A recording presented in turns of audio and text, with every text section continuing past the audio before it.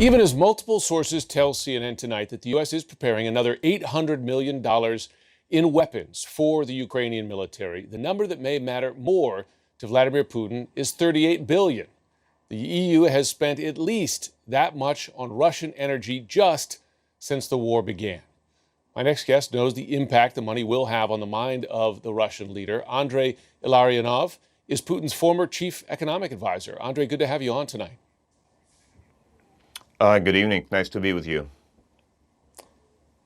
You worked with Vladimir Putin at a time back in the 2000s when he seemed to be interested in moving closer to the West. What have you seen changed in him since then that has led to where we are right now? The most serious evolution, or maybe better to say devolution of his attitude has happened between year 2003 and year 2007, when he has changed his mind from pretty pro-Western political leader, especially for the Russian situation, to very open anti-Western leader. That happened in this period of time. We can discuss what exact factors did contribute to this change of mind. I would say probably one of these was Iraq war, revolutions in Georgia and Ukraine, and also exposition to new ideas that he never heard before, but we need to say some Americans told him these wrong ideas that he took as a weapon and started to use from year 2007. What ideas exactly?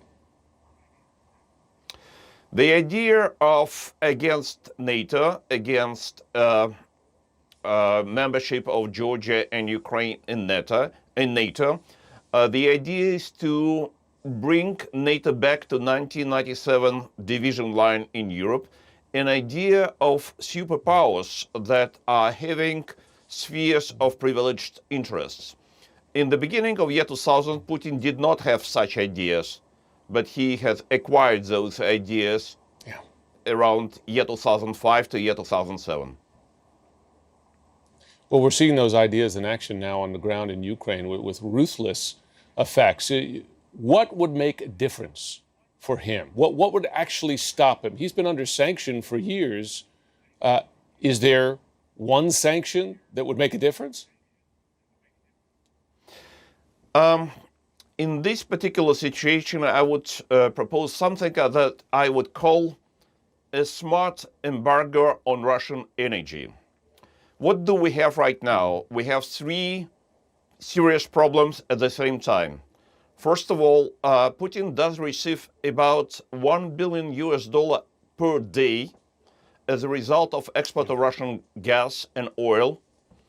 That is money that is financing Putin's war machine. Second, this Putin's war machine is making a lot of damage. It made enormous damage to Ukraine, which is measured by hundreds of billions of dollars on the Ukrainian territory. And Ukraine does need money to restore and repair all these damages. And third, we need to give some time to Europe to adjust to a new situation where Europe would be able to avoid import and consumption of Russian energy. What would be the golden instrument to solve this puzzle? The idea is to introduce the so-called smart embargo. What does it mean? It means introduction of the escrow accounts for which all proceeds from Russian oil and gas will be accumulated, but will not be given back to Putin. This money can be used until the end of the war, until withdrawal of Russian troops from Ukraine, for financing reparation, restoration, rehabilitation of Ukraine. And it gives time for Europe to adjust to a new situation without Russian energy. We can think that if some portion of this money, let's say 50%, will be going to Ukraine, it will be substantial support for Ukrainian efforts to resist aggression and to normalize life in Ukrainian cities and villages. There's been a lot of speculation in the West as to whether Putin can survive this at home, set aside the Russian public, but just inside the Kremlin. You worked for Putin.